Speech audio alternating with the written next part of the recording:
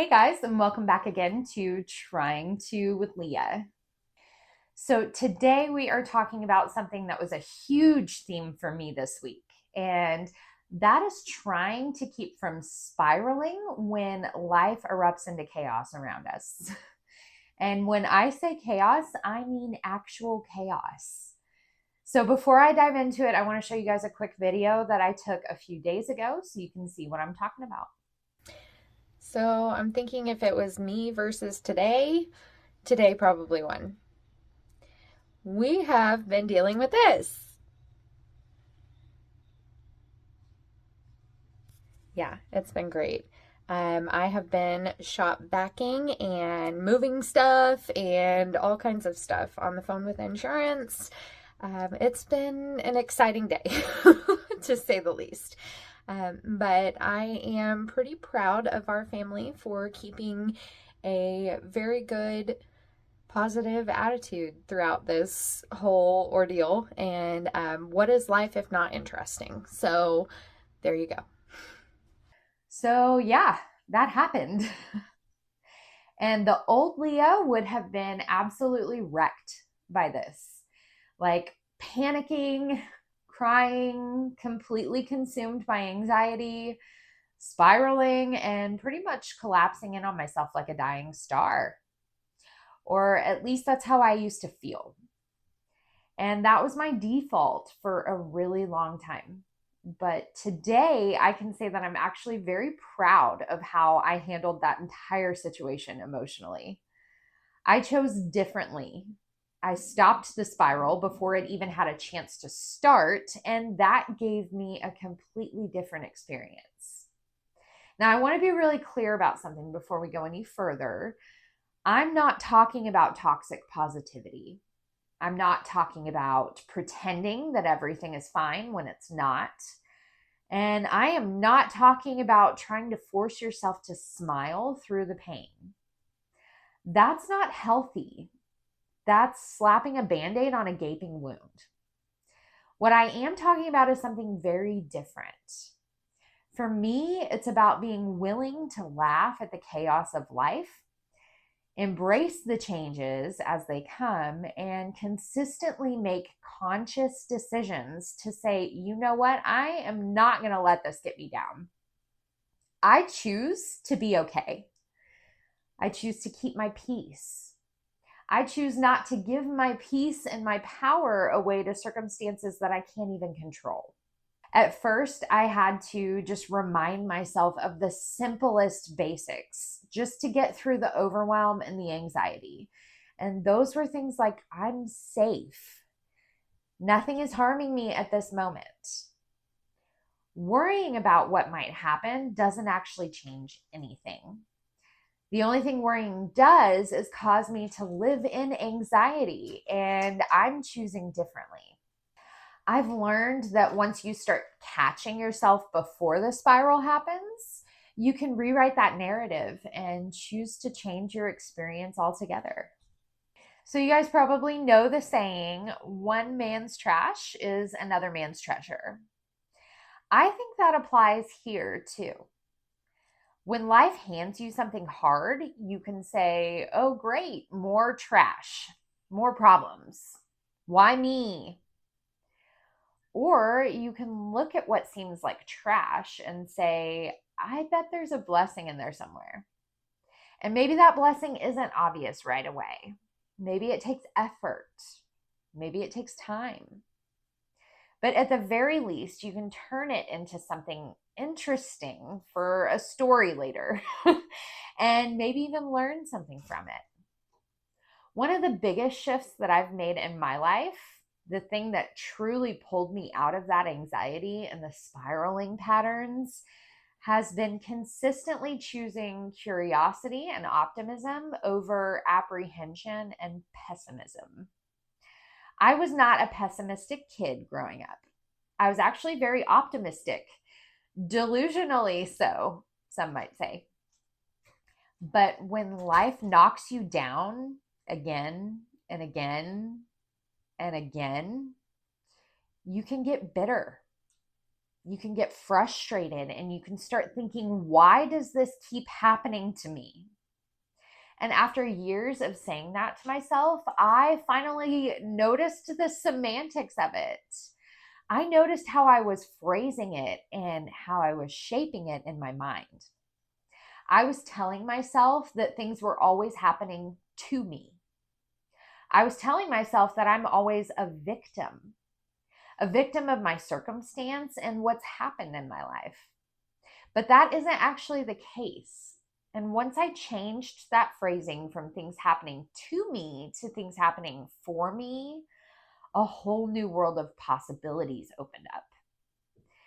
Because even standing in a flooding house, facing new flooring, baseboards, drywall, maybe even furniture, I still have the option to say, this could be a blessing in disguise.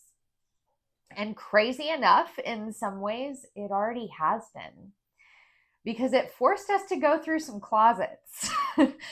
We had to clear things out, and we ended up finding items that we actually didn't even realize were missing, but we were suddenly genuinely grateful to have found them. And who knows, maybe I'll love the new flooring even better than I did the old. So, I want to invite you to a practice that I started about a year ago. It's something small but powerful, and it has helped me maintain my perspective every single day. So, every morning when I walk outside to head to my first destination for the day, I stop just for one moment before I get into the car and I look up at the sky. And without fail, every single time, the same phrase comes into my mind. It's a beautiful day. You know the U2 song, I'm sure. Funny side note, I had a whole debate a couple of days ago on the way to school with my 8-year-old because he was convinced it was a Justin Bieber song. And as much as I have tried, that child, it is not a Justin Bieber song. So I admire his confidence, but we'll work on that.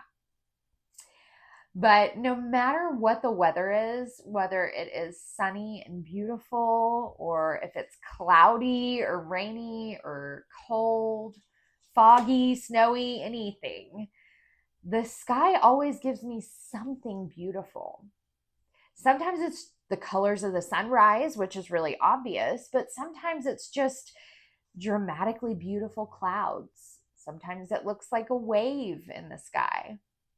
Sometimes it's that eerie fog that just kind of feels quiet and still, but even that can be beautiful. There's always beautiful moments there. And that moment, that truth that I get to feel every single morning has kind of become like a steady life force, just kind of flowing through me. Something I can tap into whenever I need grounding. Another song we like to sing in the mornings is We're Gonna Have a Good Day by Nappy Roots. I don't know why, but that song just puts me in a good mood. It makes me want to dance and it makes me want to smile. And I genuinely believe that how you start your day is one of the most important tools you have when it comes to breaking out of spiraling. Now, let's be real, because even with all of this, there are still going to be moments where life just knocks the wind out of your sails. Moments where you think to yourself, oh, this again. And that's when frustration hits and anxiety creeps in, and your fear starts whispering to you, and the spiral begins. But here's the difference: when you actually put in the work to change, the change eventually starts working for you. It takes consistency. It takes catching yourself at the beginning of that spiral and saying, nope, not today. I'm going to choose peace. I'm going to choose optimism. I am not going to give control over to this situation. And you have to keep choosing that, even when nothing around you changes, even when it's hard, even when it feels pointless. time after time after time until it sticks, until optimism becomes your default, until you believe deep in your bones that you are far more powerful than anything that life can throw at you, because you are. And yes, there are still going to be days where it does not feel like that. And on those days, you don't beat yourself up. You just tell yourself, this is hard. I am doing something very hard. And that matters. I would say probably around 99% of the population doesn't actually care enough to even work on themselves like this. So if you are here and you're listening and you're reflecting and you are trying, you are not average. You're rare. You are amazing and thoughtful and self aware and brave. And I want to be your friend. I want a community of people around me that actually give a crap. So if that is you, hit subscribe. Find me on YouTube, Facebook, and Instagram, and let's keep going together. Let's keep choosing optimism.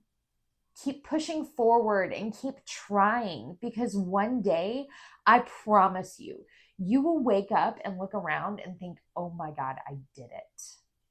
I became the person that I wanted to be. I love myself again. And even better, I love my life, because life gets so much better when you try. So I will see you guys back here next week. Thank you so much for being here and for doing this work.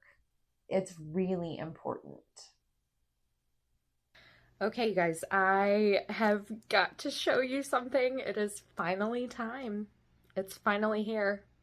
It's the moment I've been waiting for forever. I am under 150 pounds. And not just that, I am well under 150 pounds. I am so excited about it. So I am that much closer to my goal of 135. So join me on the scale. And this is with the phone, by the way. Without the phone, I am at 148.2. So give me a big congrats. Thank you. I am so excited. And I will see you guys at the next weigh-in.